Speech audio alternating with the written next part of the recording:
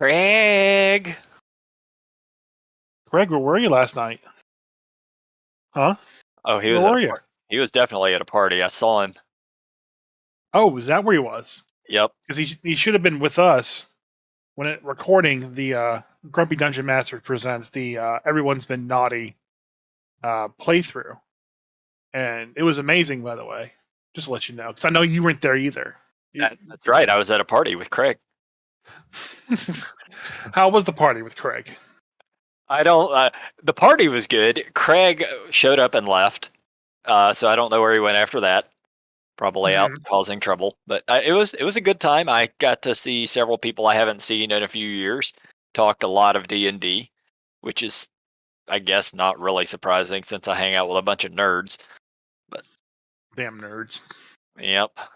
Yeah, I'm pretty sure I just spent most of the night talking about D&D or Magic. What'd you guys talk about? Uh, well, since I hadn't seen him in a few years, catching up, what are they running? What do they prefer? One of the guys, I've known him for over 20 years at this point. We used to play at the same gaming shop that no longer exists. So it's lots of war stories between us from there. Mm-hmm. Any inner edition politics? No, not really. Like everybody is, like all of the people I know for the most part, we all like third and we Mm-hmm. all play five. Right. I mean, that's just the simple of it. So, like, that we understand everybody wants to play 5e nowadays, so everybody plays 5e. Pretty much. Yep. It is the best system, right? With no flaws whatsoever. Oh, that's man, you're reaching here. Uh, you're reaching hard. 5e has tons and tons of problems, but it is a simple system that works well enough. So for people who are new to the game, it's great. For people who want more, well, go to Advanced 5e or play Third Edition. So Well, with Morning Canes coming out in a couple weeks, actually. that's soon already. All right. Yeah, it comes out in January, and the monsters are being redone in that. There was a huge errata that was posted to kind of like catch up the lore, I guess, and kind of like re restabilize the ground, and everybody was pissed off by it. Well, everyone had their collective nerd angry glasses shaking to the wind, I guess, but at the end of the day, none of it really mattered, and it all makes total sense to a greater degree. Maybe, Um, maybe I I. So one of the changes that they had in there was the changes to the drow, Mhm. basically shifting them from basically being always an evil race, always an evil culture, to basically saying that, hey, not all drow grow up in Mesopotamian whatever Minzabaranzan, places, Minzabaranzan, yeah, and Kednasad, yeah, all of the Lolth controlled territories, yeah. right. And that's specifically what it said. It said if you're in your local controlled territory, your drow is evil. Thumbs up. Doesn't have to change at all. But not all drow grow up there anymore. And specifically drow from other planes that don't even have wolf don't have to be evil all the time. And that's what they updated the text to kind of reflect. Granted, that may not be what you want. You may still hate all drow that's altogether, or you may love drow and hate Dritz and want all drow to be evil and moping and edgelord all the time, but that's great. But it's been that way for decades. Stories change, lore changes. They progress just like any other character or story progresses. Yep. There's a whole sect of drow that basically follow Illustrate. They're all good. And they've been around for a long time. Like that Right. that that was written about 2 decades ago. All right. So if you want all your drow to be evil, by all means keep all your drow evil. But in the grand story canon of the things, they're not all evil anymore. And they changed a bunch of other things just to kind of get with the times, I guess, so to speak. I mean, I Um, I look I looked through it. And it was Yeah, nothing terrible. like nothing really stood out to me. It's them. I didn't I didn't even see them like changing lore. No. I know they removed a few things. And these the speculation that we've had was that they're going to be updating them with Mordenkainen's. So Mhm. they sort of pulled the text. And mind you, yeah, this is errata text or removed text. I mean, if you have the physical copies of the handbooks, obviously it's still there. You know. Well, I was told that um, Perkinsmus, who's basically the Chris Perkins version of Krampus, will Yeah. come to your house, kick in your door, burn all your books, and give you new editions. Well, me and my shotgun say otherwise. He's immune to piercing damage because it's a non-magical weapon. That's fine. I have baseball bats too. Are they magical? Well, you just said piercing damage. So, Well, anyway, okay, yeah, fair enough. yeah. Uh, point it. You know what the greatest thing about being a dungeon master is? The Everything great you do, everything you do is always basically D&D combat. no, literally the greatest thing about being a dungeon master is you can run whatever you want. Yep. If you want all of your orcs to all the time be evil, bam, they're evil. If you want all of your dark elves to be good guys, bam, they're good guys. How about that? Fucking D&D is great like that. I will say there is a part of me that likes to have the solid canon there, and we've discussed this like Oh, 15 times in the past year. ad nauseum, yes, yes. Right. So I get some of the outrage. There were changes to the beholders and the mind flayers, but they weren't changes that hurt them at all. Like they Well, kind of took away that's the one we were the talking about. Yeah, the removed yeah, text. they removed the text from the mind flayers from always being hive mind, and then they took away the text from the beholders always being like they always believe that they're the pinnacle of their own race and that they're better than everybody else kind of thing. They kind of took that away. Yeah. And we've talked about this a bit off the podcast, and we with the multiverse being the theme next year for D&D, and obviously that kind of means they're probably going to go to different planes. They're definitely going possibly be expanding beholder lore and the mind flayer lore probably greatly. Seems um, likely.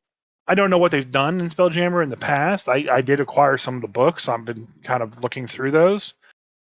So it will be very interesting to see where they take beholders and actually if they're going to flesh them out more and the more than just kind of like monsters, mindless monsters, or crafty monsters. Hmm. But they didn't take away their always being evil. They're still always evil. Yep. And no matter how you look at it, a mind flayer is always evil because their sustenance is a person's brains. So that's kind of an evil thing. Yeah, Well, like they did. what about you having to always eat chickens and eggs? Aren't you evil now? No, Go because they're vegan. Hashtag. what? What? Yeah, okay, that never happened. Uh, wow, you just threw me off. Whatever track I was on is just gone now. I'm derailed. I don't even know where I was going with any of this. Uh, good lord. Thanks, I had Waples. Thanks. I had to tell my daughter that chicken nuggets were made of actual chicken, That's like not true. real chickens. No. Oh, yeah, that's true. And she got very sad, and I was like, no, it's okay. And I had to explain to her, and she was like, oh, okay. And she'd just be eating chicken nuggets there, left Yeah. and right from there on. I mean, they might be made from parts of chickens. You know, maybe the feet, the gizzards, things like that. I don't know. I've never looked into it. You've seen the Jamie Oliver skit where he made chicken nuggets for a bunch of toddlers, and like he made the pink goo, and then like breaded them and floured them and fried them, and they're all like this. The kids were all disgusted the entire time he was making these chicken nuggets. And then once he finished making them, it's like, all right, so who wants to eat these chicken nuggets? And every single kid raised his hand, and his face just sunk. Like, what? You just saw that it's basically made of bones and spare parts, and all the kids still want to eat it. I don't understand. Yeah, because hot dogs are fucking delicious too. Uh, I mean, I don't really, to an extent, I care what it's made out of, but only to an extent, you know? yeah. I wonder if there's chicken nuggets in D&D. There's obviously chicken tenders. That's not hard to do. You take a chicken, kill it, cut it up, bread it, egg it, bread it, Yeah. fry it. That's normal. But do they actually have like a? Is there any place canonically where it has chicken nuggets where it's like processed extra chicken parts? Hey, as a Probably Acquisition Incorporated. yeah, they probably would. As a DM, you can you can just make that happen. So, yeah, funny that. Yeah, I'm willing to bet that Acquisitions Inc. One of them probably actually runs a factory or owns a factory that makes that stuff. It's in the seedy part of Waterdeep. Yep. I mean, one of my characters in a campaign actually runs he owns a cookie factory.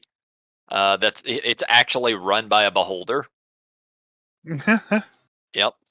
I think his name was Balagar, but we always just called him Balthazar because we couldn't remember his name. But yeah, I managed to talk a beholder into running a cookie factory for me. I mean, that's just the way it goes, man. Uh-huh. Got to make those Um, profits.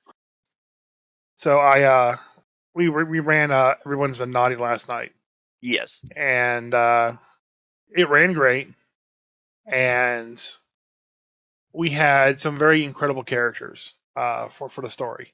Uh, First things first, we had a couple guests. Jeffrey Ludwig came in and he played a character. Nice. He played Cinder Claus, a silver dragonborn, way of the ascendant monk, and he basically played like a Santa Claus character. Just walked around giving gifts to kids and like spreading holiday cheer and everything like that.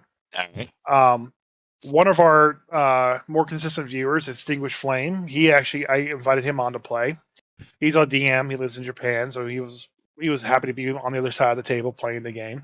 All He right. played a character named Zane, who is basically a wild magic sorcerer who is always basically the naughty kid because the wild magic just procs and something bad stuff happens, and he doesn't know why. All right. And he likes Jack Frost. Okay. Then I had my normal players. I had Mike, who's playing John McClane. Yep. I had What was John McClane? a fighter battle master with an battle axe and a hand crossbow. Perfect. We had Dimitri playing Kevin McCallister. and I'm still disappointed in this one, but go ahead and say what he was. He was a halfling rogue battle mastermind. Yep. And which is fine. I mean, that's all right. But I really think he should have been Kobold McCallister. Kobold McCallister. Yeah. And then last but not least, we had Jonathan, and he's the Table Flip Studios on Twitch, and he played Krampus. That's Cranpuss, which is a tiefling that loved Krampus. So, Oh my uh, lord, a Krampus fanboy. yeah, I mean, so we start the adventure. Okay. Um, Miss Shandella shows up and does her normal thing with her little tavern that she runs. Shout out to Nancy. And kind of go through and let all that stuff kind of happen. They go to retrieve the waitress that is lost. They get to the city center, and they find the dead guards, and then they fight all the methods, and they fight the snow golem. yeah. Um, uh, the Zane, the player, there's like a girl buried in the snow, but where he was, he wouldn't have seen her, and he basically tried to create bonfire in that square. Oh There was like no. 4 squares he could have chose, and he basically was like, "Oh, okay, not that one, the one south." And I just wanted to make sure, so he he almost set her on fire, but Oh my god. he triggered the boss. The fight went through. Everything was fine. The John McClane was a town guard, so finding other town guards dead, that led to some interesting RP. Of And course so, he like, was. Of course he was the town guard. it's like, why? How come wherever you go, John, there's always dead bodies behind? Yep. So there was some interesting RP there that happened with the town guard. Um, they were able to move on to and find Frosty. Um, One of they basically tried to drill out of Frosty why there's all these dead bodies around him, and I wrote in their heart that Frosty will not talk about this, and they kept hammering him. And it's like, you know what? I'm just gonna just take the hat off. I don't want to be here anymore, kind of thing. And they eventually convince him to open a portal. They go to Krampus's domain, um, and he asks them to throw him into the chasm, but they take his hat off before he does. And then Oh, Zane puts the hat on. there it is. That was a first. Yep, Uh, there it is. Finally. Finally, somebody did it, right? And then Cinderclaws pulls it off, though, saving the encounter. They actually talk to Krampus because the player Oh, Krampus. hang on. Let's back up because some people might not have listened to last year's episodes about this. So I ran this thing last year, and then you had run it before that as Mhm. a test thing. And the two times we've run it, we're like, yeah, somebody's going to put that hat on, and nobody ever put the hat on. No one ever does. Like we were both super disappointed that never happened. So I'm so glad it finally happened. And so what happened with that? Anything? He got one attack off and like almost flattened one. Well, no, Flattened Kevin. explain what happens when you put on the hat. So when you put on the hat, you become a snow golem yourself, and you lose control of your character, and you basically just start smashing people with snow attacks. And the player got the stats and started attacking the other players.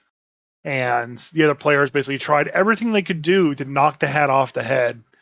Eventually, one of the other players ran up and athletics checked and pulled the hat off.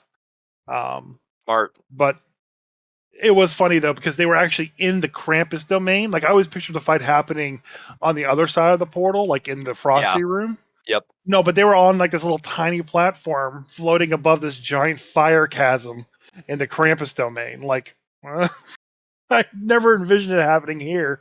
Yeah. And Didn't I think about just that like, one. no. I'm glad I didn't give the snowman a knockback attack or something. Oh yeah. Yeah. That's a Not surefire way to end somebody's night. right. Um, so they did continue on. They met Krampus. So the player Krampus I kind of gave him a couple extra like info dumps about Krampus. Mhm. Mostly that Krampus, everyone thinks that Krampus is the one that destroyed the city center.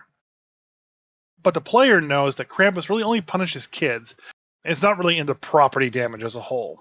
Right. So he kind of talked to Krampus, and after like kind of calming Krampus down and kind of figuring things out, they're like, okay, we'll go help you subdue Santa and continue the midwinter cycle. Yeah. They then teleport to Santa's workshop. They get in, they fight the stuff, the stuffed owlbear and the stuffed beholder, and they leave all the elves alone. This is the first time people haven't just genocided all the elves in Santa's workshop. Yeah. My players definitely did. I put so many in too, and I realized that afterwards, like, man, if I would have left them all, had them all attack, they just would have died. um, so they fight that. They kind of work through the workshop, and they get to Santa. And let me tell you, Santa absolutely destroyed them. Really? Yeah. So what happened is Santa got pretty high, pretty low in his initiative, and there were only a couple players that went before the lair actions, Mhm. but they were all grouped up at the door. So Santa used his lair action and summoned the presence, which basically grapples anyone within 10 Right. feet of the Yeah. present. Yep. No one can make the save. Oh no. So for the majority of the fight, like 3 people were basically stuck to these presents, and they're all melee fighters. Well, that's not good. No, it was not. And then he threw the ornaments on the other side of the door. So, like, even if they did get through, they'd start taking, stepping on the ornaments. Mhm. Which is funny because that's what happened to John McClane. He had to run through the ornaments. Please say he didn't have any boots on. He didn't have any boots on, though. Oh. Even if you're lying, I'm envisioning him having no boots on. No, the model that we got from Hero Forge had no boots on. Oh, that's great. So much better. Yeah. So they had a hard fight. Um, and it was definitely going Santa's way. It came down to I had knocked out Zane and Krampus. Zane also got charmed by Santa with his Jolly Mhm. Belly attack and could not pass that wisdom save for like 5 turns. Ouch. Yeah, it was rough. So pretty much the main damage dealers were just like locked down. The only people doing anything to Santa was Krampus and sorry, not Krampus, but Kevin and Cinder Claus. Mhm. Um, the match turned around though when I made the mistake of teleporting to Zane. And the reason why that was a mistake was is he had broken out of the wisdom stuff and he had cast Witch Bolt and it was attached to Santa. So I wanted to break that concentration of it. Right. But when I teleported over as a legendary action to Zane to start hitting him next round or next turn, uh, I made the miscalculation that John McClane was standing right next to Zane and he was up next. Oh, okay. So I made the total error in doing that. Right. And You should have teleported after McLean's turn. yeah. And just basically he wrecked Santa. Like did more than half his hit points in that one turn. And I had to teleport away without being. I think I knocked down Zane and teleported away. Um, I was given $10 by another streamer named Carthanis, who's our friend Aaron, Mhm. to have any one of Santa's attacks crit. And so what I did is when it teleported back away, I had the milk and cookies legendary action happen, Yep. and I healed for the full amount. Yeah. So I healed back 24 hit points. That was the crit that my crit I got to play with. And I did a cone of cold against the whole party. Oh no. That knocked down John McClane, knocked down Zane, knocked down Krampus. Uh, the Cinder Claus was still standing because he saved the roll, and he was a Silver Dragonborn, had cold resistance, so he Right. only took He's 10. taking quarter damage. Yeah, it was 42 total. So 10 All points. right. Yeah. So he took 10. Kevin McCallister also saved and then uncanny dodged and took quarter. So uh, it was then Kevin McCallister's turn. Dimitri just went all in, ran Kevin up to Santa, and since John McClane hit Santa with a distracting strike, there was advantage on Santa on the next attack. Perfect. And I'm guessing So yeah, you said he was a rogue, he so was a rogue. So he ran up there, went to go stabby stabby Santa, did like 14 fire damage and like 24 sneak attack damage. Huge amount. Mhm. Nearly max damage. And that took down Santa. He ran up there, he said, Merry Christmas, you filthy animal, and stabbed him right in the jingle bells. Oh So my he god. so he killed Santa, essentially. And Krampus was very specific multiple times. Subdue Santa. Not kill him, subdue him. Subdue. Yeah. So they had to make the ultimate sacrifice, and Cinder Claus basically volunteered to basically take Santa's place, Of course he did. um, thinking that he would become Santa. But then Krampus let him know that no, you're taking Santa's place right now. You will become Krampus as I become Santa. Right. And then after you punish children for 100 years, then we can swap back. And I'll have to give a shout out to Jeffrey Ludwig because he just role played the crap out of Cinder Claus. It was perfect. And then like his transition into Krampus, going from this nice like jolly old Dragonborn to like this like you're all been very naughty was just so perfect and amazing. I'll be rerunning it on Christmas. I'll be rerunning it on New Year's as well because that was the last D&D stream that we had for this year. So if you haven't seen it, go watch it. It was a lot of fun. Are you going to do it like they do with a Christmas Story where you just start it at midnight and just run it till midnight? I don't. A 24-hour stream of that game.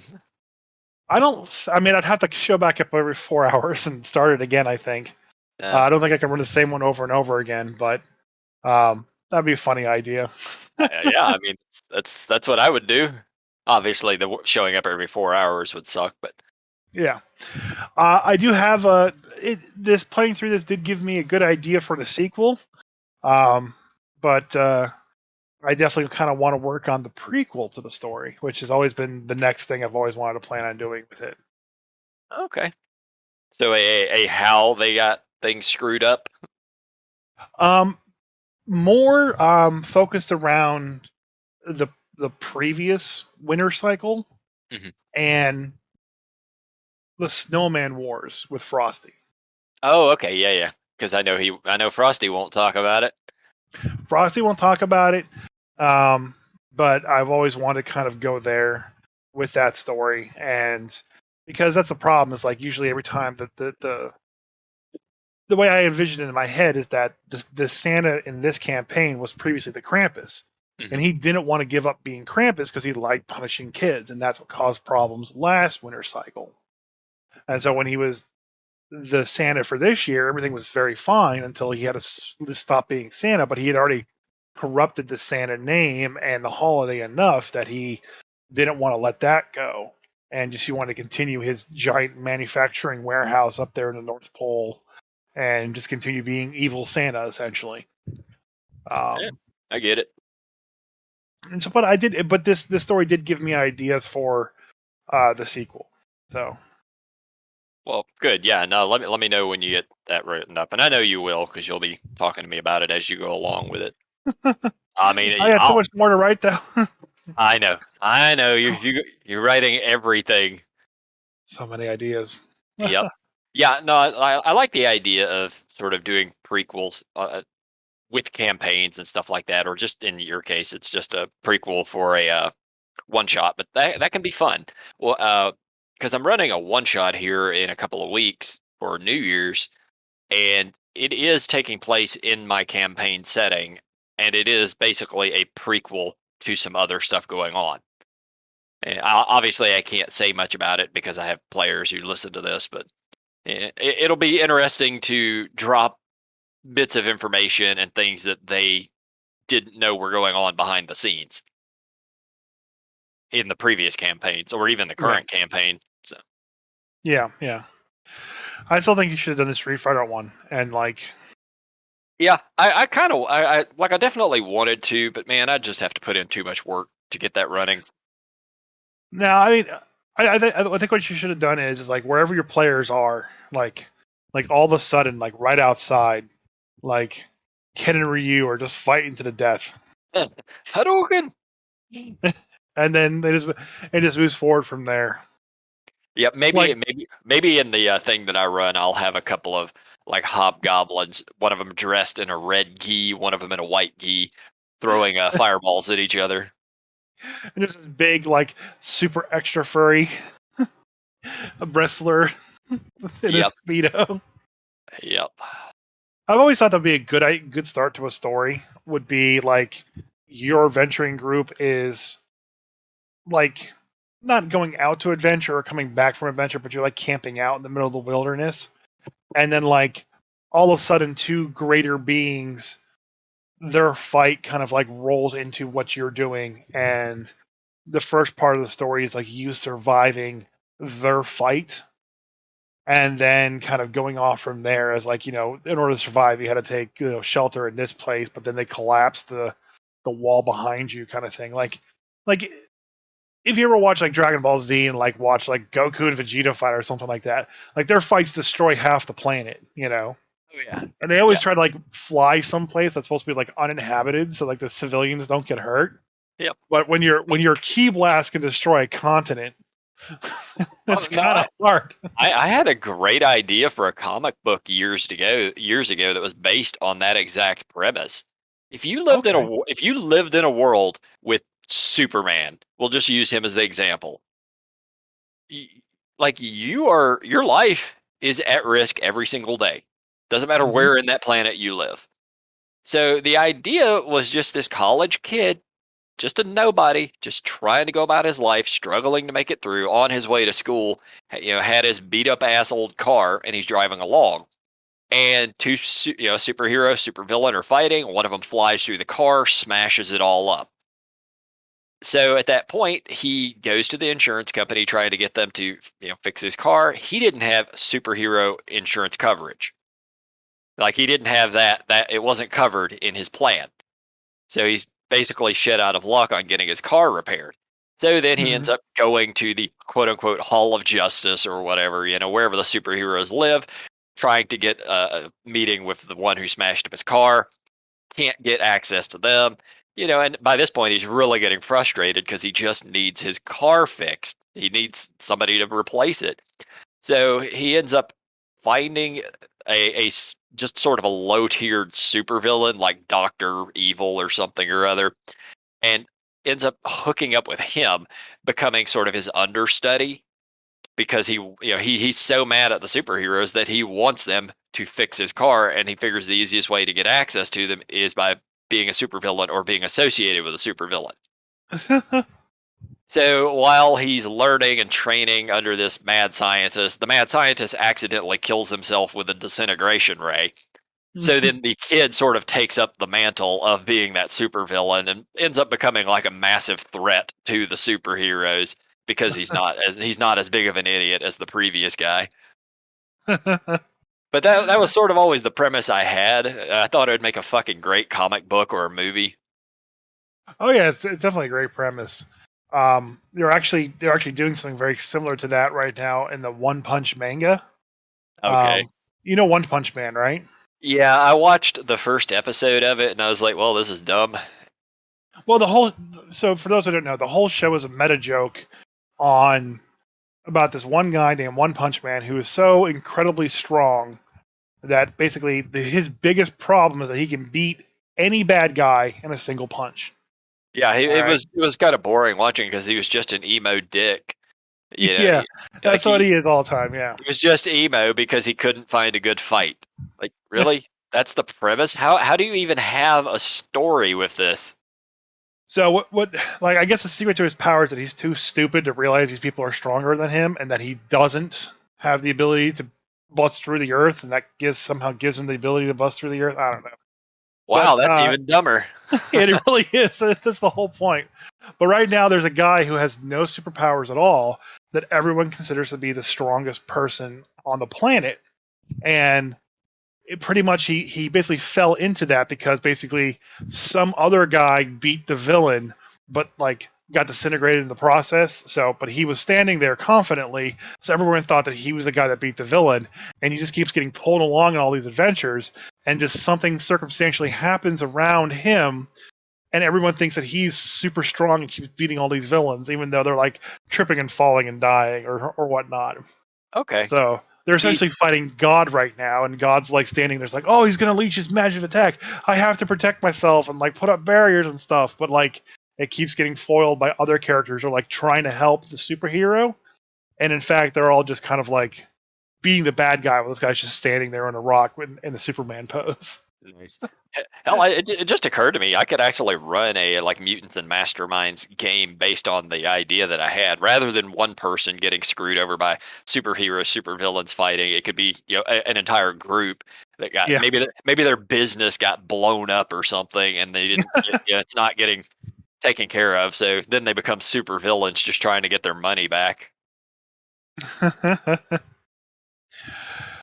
Oh, Yeah, there are tons and tons and tons of great ideas that haven't really been done, or just ideas that could be utilized in role playing games like that. yeah. Hell, just go read a few books, find some ideas. But don't steal their ideas. Refine them. Make them Yeah. better. Oh yeah. We've definitely talked about that on the podcast. There's not really any new ideas, as it were, but there's always refined ideas. If you steal something, refine it, make it yours. Hey guys, Chris here, hopping in the middle of the podcast to give you all of our announcements. Be sure to watch our live stream every Saturday at Twitch, twitch.tv/Grumpy Dungeon Masters at 8 p.m. Make sure to visit our website, grumpydungeonmasters.com, and order yourself one of our gift packs of Grumpy Dungeon Master dice. Follow us on Facebook at facebook.com/Grumpy Dungeon Masters. And be sure to follow us on Twitter at Grumpy DMs on Twitter. Be sure to check out our new buddies, Fate Awakens, on YouTube at youtube.com/Fate Awakens. And also be sure to tune in every Friday at 4 p.m. when they release their new live play D&D session of their homebrew campaign. As always, be sure to check out Synergy Gamers at synergy-gamers.com. Use code word Grumpy for 5% off any online order. Anything else to add, Jay? Nope, just over here dancing on TikTok. All right. So I've been running into this problem more recently than I should have. And it's not like it's really an issue, and I'm not trying to be a dick about it, but like, there are a lot of people who are asking, like, hey, I'm looking for X lore. Where's a source that I can get X lore? And Okay, then like what do you mean? like I want Yuan-Ti lore. I want this lore. And then the people are like, well, have you tried Fantasy Realms Wiki for the lore? And they're Sure. like, no, I haven't. What's that place? Did you do you not know what Google is? Yeah, Google that Yuan-Ti lore and like come up with stuff. yeah, that would be my first thing is have you tried Google? And That's then that's like, do you not know how wikis work? You have to source the material that you put in there. So like, look at click the on the little bottom. number, look at the bottom. There's all the sources, down to the page. Like, there's such an extensive amount of knowledge there. Like, you can't go wrong. Oh Just yeah. do some research on the subject. I mean, granted, eventually you will run out. There's some topics that have like little to no lore, and Yes. you hit homebrew territory sometimes. Yeah, Like the we like Fomorian stuff. yeah, Jeez. even with Icewind Dale, there was stuff that was sort of being homebrewed. Like there's actually tons of information on Icewind Dale, but I just recall there was a couple of things I couldn't really find when I was looking into running it, so I just kind of ran with it and made things up as I went. What is the local dish of Bryn Shandir? Right, stuff like that. Things that don't really matter. Probably that knucklehead trout. Probably something Yeah. knucklehead trout related. Yep. Or with Bryn Shander, it actually could be something imported because that's where everything would be getting imported to primarily. Yeah, that's true. Um, I speaking of Icewind Dale, did I talk about the Adventures League yet with you? I have no idea. I'm not gonna. I don't remember. Generally, I barely remember what I had for breakfast the day before. So I'm definitely What? not likely to remember conversations about this stuff. Well, what's that this week though? Yeah, it was this week.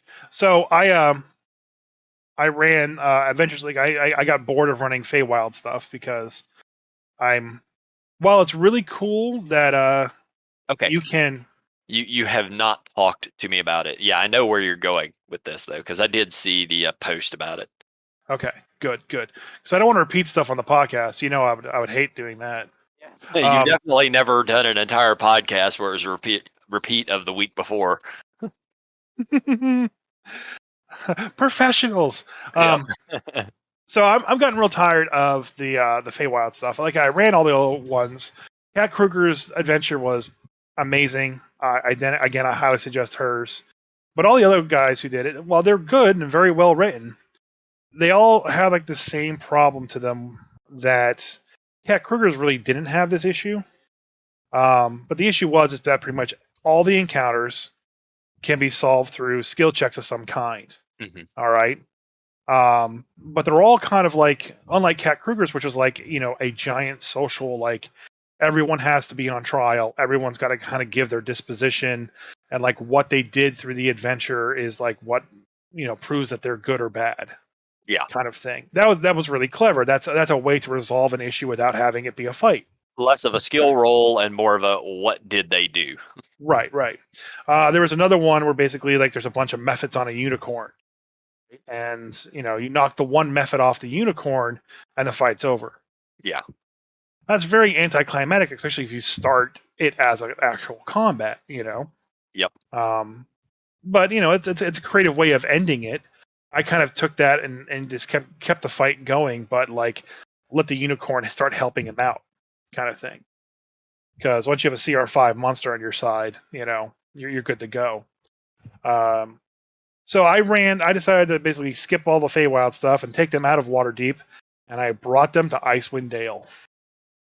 Smart. So I was running the season 11 Icewind Dale starter, and this is the same one that I ran and talked about almost a year ago now. It feels like Okay. where there's that Shardalian owlbear Oh to yeah. fight. Wow. Yeah, this was a while ago. That was a while ago. So I ran this again. One of the players from that adventure actually was played through this one. She Nice. remembered. She remembered it. Um, and I had 7 people at the table. We did not get past the first encounter. I added an extra monster just to kind of like give the level 3s and 4s something to do. Okay. I added a You, dire you wolf. you didn't get past the first monster? First encounter. Okay.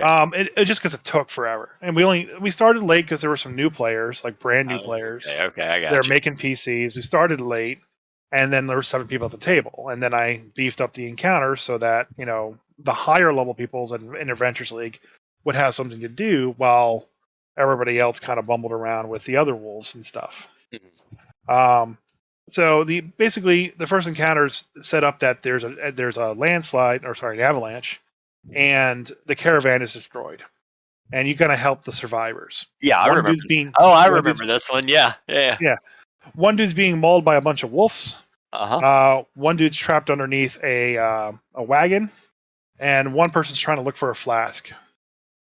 So I was going through and doing the encounter.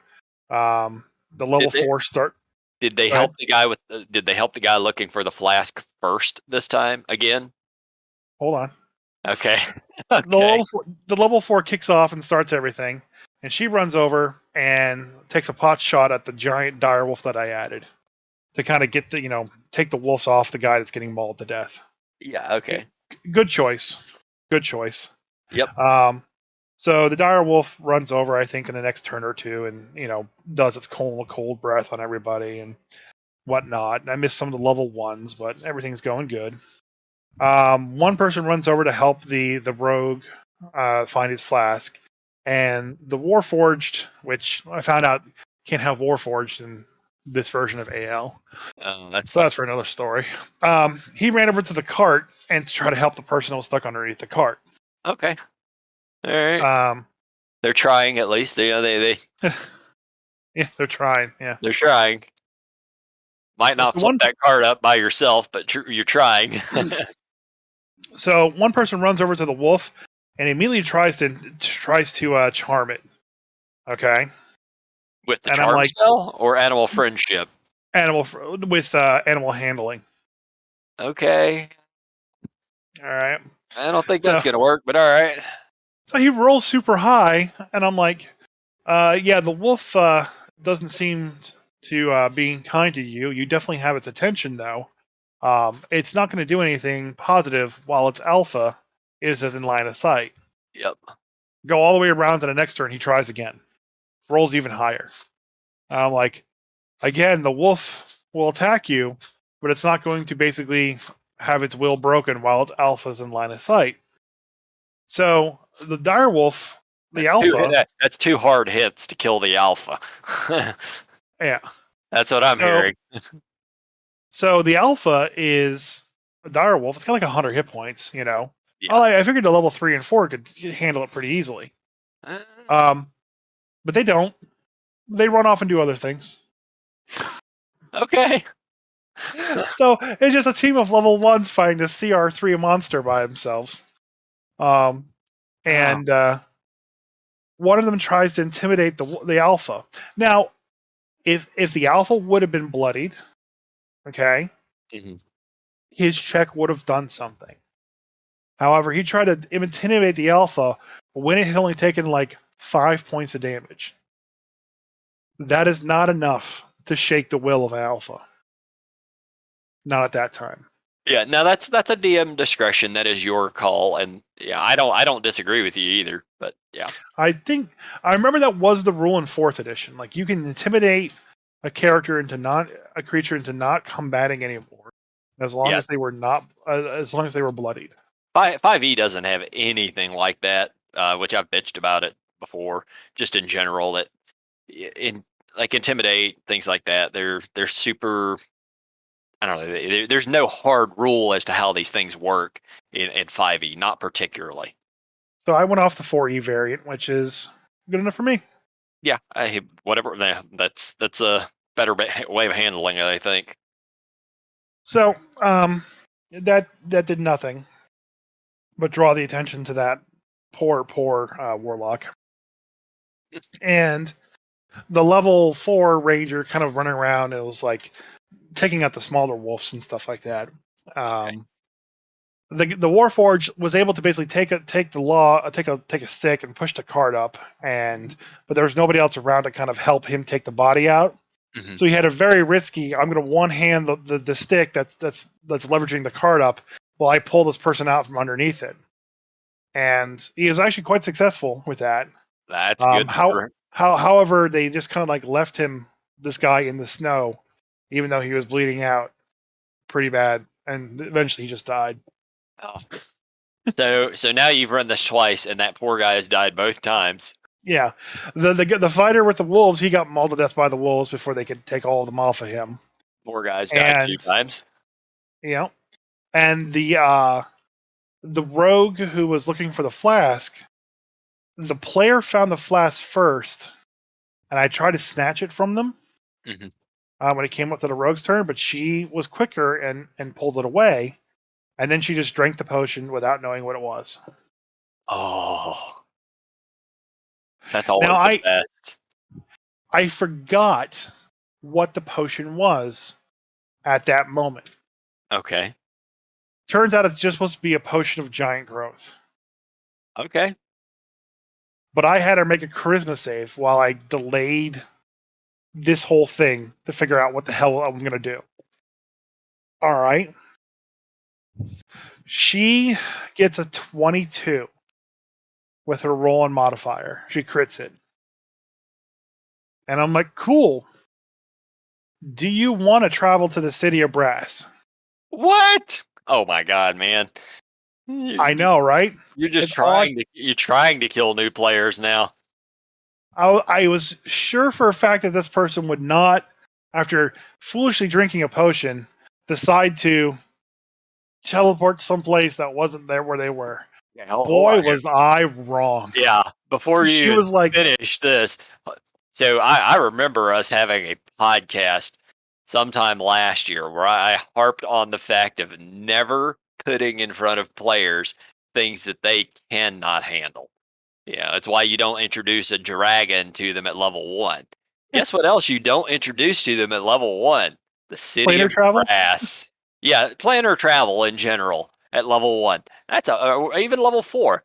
Terrible idea because they will fail this. They will go that route. Well, she succeeded the fact that she wouldn't be teleported immediately. Um, and I assume she would just say no because the entire table went, ooh, Yeah, of course she's not going to say no. and then she said yeah. And then I was like, roll a new character. You're Yeah, gone. cuz that's basically the case. I mean, Um, you, so you I might told her, you might not but die, but you're going to end up in servitude. Like that's the how the City of Brass works. So so I told her just like, yeah, your character's fine. You'll just be back to normal in the right plane at the end of this because that's how AL works. oh well, that's good. Um, uh, and 'cause I knew nothing bad would happen. Ultimately, she just would be gone for the rest of the combat. Sure. And we were close to the end of the night. But I couldn't remember, and that's where my brain went when I was ad libbing that crap. Uh, so Yeah. eventually the everyone is able to basically succeed and rescue, quote unquote, the people there. A blizzard came through. They saw the Frost Maiden. I established her, and we'll pick up with the rest of the story next week, I believe. This week, if Yeah. you're listening to the podcast. Yep. And Are you actually going to get to do Adventures League this Wednesday? I plan to. Okay. I don't see why I shouldn't. Yeah, once again, man, we're right around the holidays. Things get squirrely. You can always go to Synergy and use code word Grumpy, get 5% off everything in the store, including 5% off their gargantuan Tiamat that they got in. Yep. It looks so good, man. In person, oh my god, it looks so good. Why haven't you It's bought it yet? huge because it's $350 without the 5% discount. I'm just hearing excuses. Uh, I did buy two things for our stockings for my wife and my daughter. Um, they have this little part of the store that sells geckos, and they have a gecko called a gargoyle gecko, which is awesome. And I want to get one, so you bought but them gargoyles. no, I didn't buy them gargoyles. In that part of the store, they have something called this like little like surprise bag that has like a little like beanbag character on the inside, and the brand is called Cat versus Pickles. Cat So versus. All right. when you open this little bag, you're gonna either pull out a beanbag cat or a beanbag pickle. Okay. Yeah, like there's like all these different kinds of cats, or you could get a pickle. I mean, I'm good with either one. Let me find this thing. Hold on here.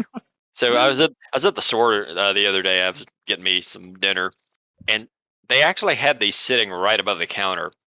Pickle flavored freeze pops.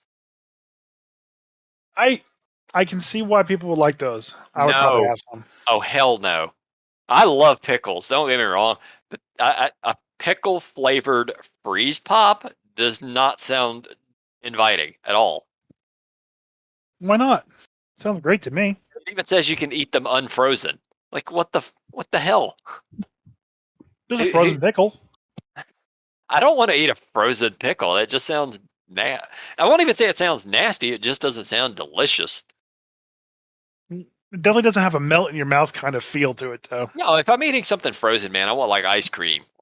You know, some sugary frozen treat, not pickle. What about pickle ice cream?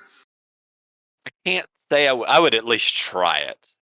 I would try it. I don't know that I would like it, but Do you remember that one chef on Iron Chef that basically made the salmon ice cream? yeah. Well, salmon ice cream, you could actually that actually kind of works. Oddly enough, yeah. You have to know It, what you're doing. it didn't work. No, no. He knew what he was doing, and it didn't work. Yeah. Well, to be fair, I watched that one episode. I've seen probably every episode of Iron Chef, but it's Mhm. been so long ago. You know, Uh, there's a Twitch channel that just plays every single Iron Chef episode on repeat. oh, I'm about to know about it. Where what is it? Iron Chef on Twitch. There's also one that plays all the MXC episodes. Oh my god. You have just made me a very, very happy person. When I'm done with Witcher, I have so many things to watch now because And technically, I love MXC and Iron Chef. oh yeah, so they're always on repeat. There's not really no schedule. They're just always on repeat. I did happen to see this while I was browsing Reddit. I guess for a long time, up until very recently, all the Formula One races were on Pornhub for some reason. I know there have been musicians, like legit musicians, who were releasing their videos there just because they were I don't remember what it was. There was an issue I think with them getting flagged for releasing it on YouTube or something, like Yeah. rights issues and stuff. Yeah, oddly enough, yeah, you can kind of put whatever you want on Pornhub. Yeah, funny that. But yeah, Um, I thought that was kind of funny. But yeah, I, go to Twitch and watch Iron Chef. I I've mean, go to I've Twitch, already watch Critical yeah, Role. I've already looked it up. Like I've got Iron Chef episodes sitting in front of me right now, and MXC after I'm done with all of that. Yeah, my Uh, wife was watching those quite a bit. MXC is one of those great things where you can watch that, and there's all your traps for all your D&D campaigns for the rest of your life. yeah, yeah, that's a fair point. I hadn't thought of that, but I mean, it's basically like not American Gladiators, but what's the current one? American Ninjas. Uh, the one where they do the run through the obstacle courses. You mean Wipeout with John Cena? Sure, Wipeout's another one. Yeah, it's like that, except way funnier. Way funnier. Yeah, the translation gets me every time. Oh yeah, yeah. Because I've seen the actual episodes of it. I think it was called Takashi's Castle, but Yeah, because there's a storyline to it. Yeah, and obviously, me being an American, not speaking Japanese, didn't really make much sense. But it's not nearly as funny. But then you get the American translations, which are not the real translations by any means, and No, it's so good. it is definitely a very weird show. Yep. You got anything else to talk about? Uh I know I had ideas of things to talk about, and they've pretty much gone the way of the dodo because I didn't write most of them down this time. But You always do that. I haven't done that in a while. Normally, I have stuff written down. It's been a busy week. Yeah. All right. Yep, It been is busy. Christmas after all. I know, right? Hey, they're lucky they're getting a podcast at all this week. They'll They, always have podcasts. We will always be recording this, even if it's just me just rambling like a madman for an hour and a half. sure, you could manage that. Just All right. Well, let you and Craig go at it. yep.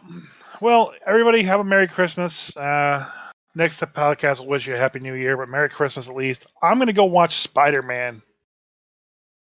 Sounds like fun. I'm probably going to go watch The Witcher. All right. And I will see Spider Man on Monday. I was supposed to go 2 times this past weekend, and it didn't happen. So Well, quick, you can make it to my house. yeah, hang on, I'll be right there. No, Friday I was supposed to wake up. We were going around noon or so, and I woke up, and then I just forgot I was supposed to go. So then we went on Saturday, and we get there, and literally every seat in the place is sold out. And mind you, this is like Saturday around lunchtime, but every single Wow. seat is sold out except the front row, of which I'm just not wasting my money on sitting in the front row. Nope. Yeah, I agree. So I'll go see it tomorrow. All right. Well, Merry Christmas, everybody. Merry Christmas, everyone. I'm sure we'll have an episode next week. I'll have more to talk about then. So, bye, Bye, Craig. Craig. I'm southbound and down. All my rolls are crits. It's time for me to hit the bricks.